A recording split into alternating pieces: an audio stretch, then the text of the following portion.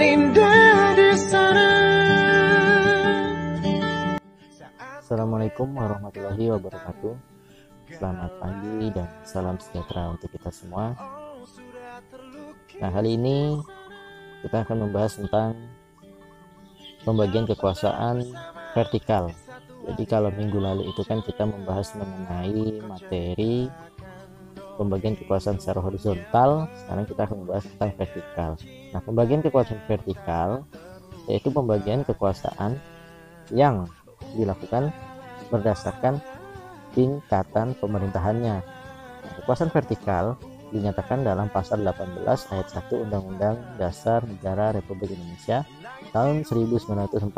Nah, jadi kalau misalnya tingkatannya itu sudah secara vertikal, berarti itu kan jenjangnya itu berbeda dalam bentuk kekuasaan. Ada yang lebih tinggi dan juga ada yang lebih rendah.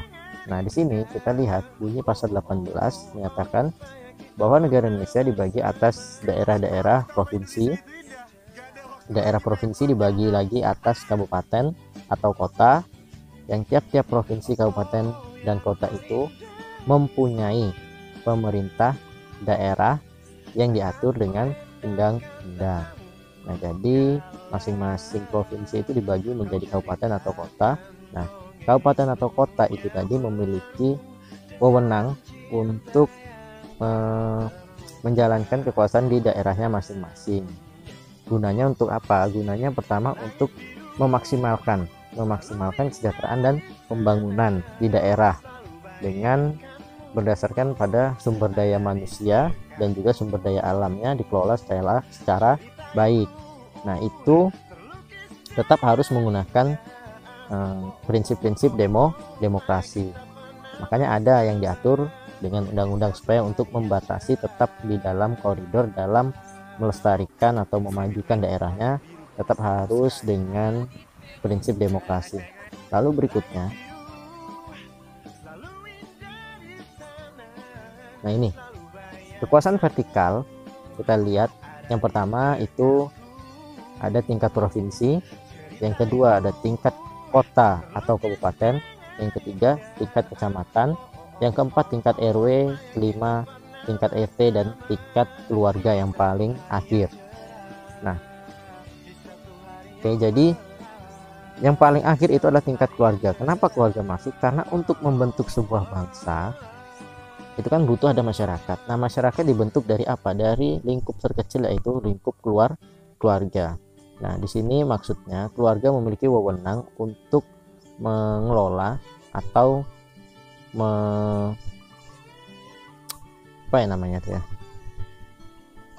mengelola dan juga membimbing keluarga supaya menjalankan norma-norma yang berlaku.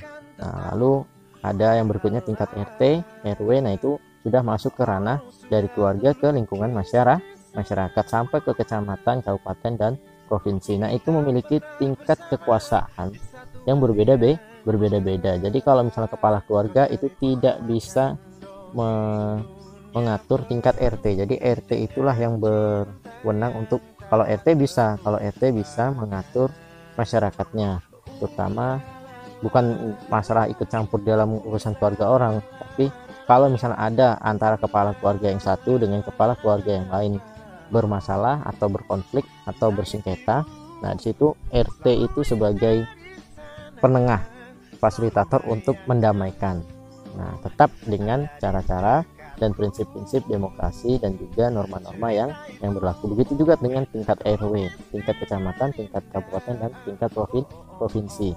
Nah, di sini kekuasaan-kekuasaan itu dibentuk. Nah, ya, jadi dibentuk dari provinsi ke kabupaten ini. Nah, itu berkaitan dengan program-program pemerintah yang diberikan oleh pemerintah pusat atau pemerintah daerah untuk disalurkan bantuan-bantuan ataupun berupa aturan-aturan itu tadi disalurkan dari kabupaten ke kecamatan. Nah, tetapi tetap dari kecamatan di sini, kota dan juga kabupaten itu boleh membuat aturan-aturan yang tentunya untuk memajukan kecamatan atau kabupatennya masing-masing. Tetapi ingat bahwa tidak boleh ada satupun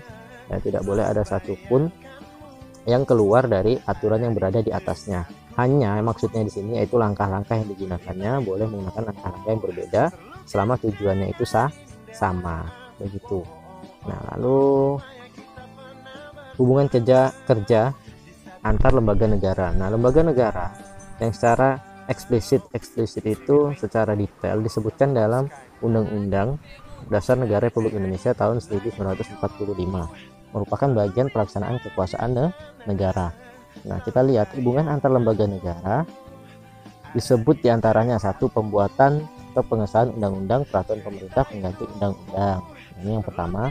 Lalu yang kedua, pemakzulan presiden dan atau wakil presiden.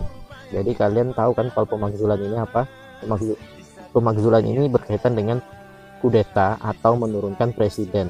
Jika ada kebijakan-kebijakan presiden atau wakil presiden ini yang tidak sesuai dengan nilai-nilai Pancasila. Nah, lalu yang berikutnya melaporkan hasil pemeriksaan keuangan negara. Nah, ini tugasnya BPK. Jadi yang berkaitan dengan keuangan ini adalah BPK. Nah, gunanya apa?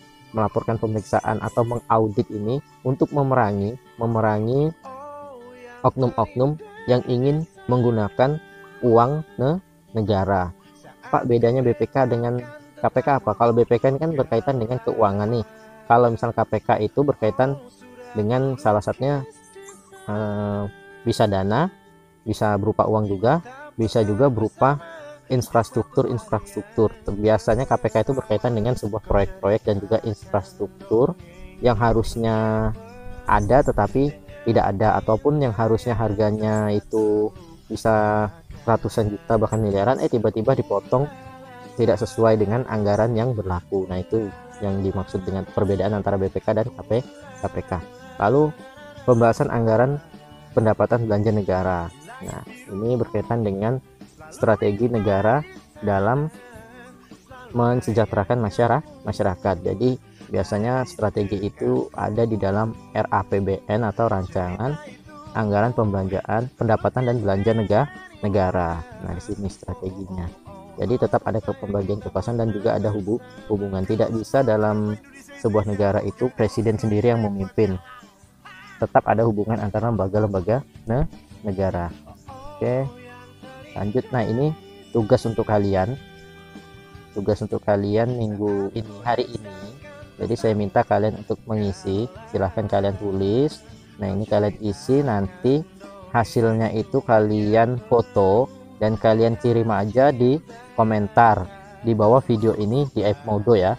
Jadi kirim aja, jangan melalui WA karena HP saya itu, bahasa kita itu HP kentang, jadi tidak sanggup untuk menyimpan file-file kalian yang terlalu banyak. Jadi silahkan kalian kirim aja di aplikasi Edmodo di bawah video ini di kolom komentar. Saya rasa cukup sekian, kita lanjut di pertemuan minggu depan. Saya akhiri, terima kasih atas perhatiannya. Assalamualaikum warahmatullahi wabarakatuh. Langit biru selalu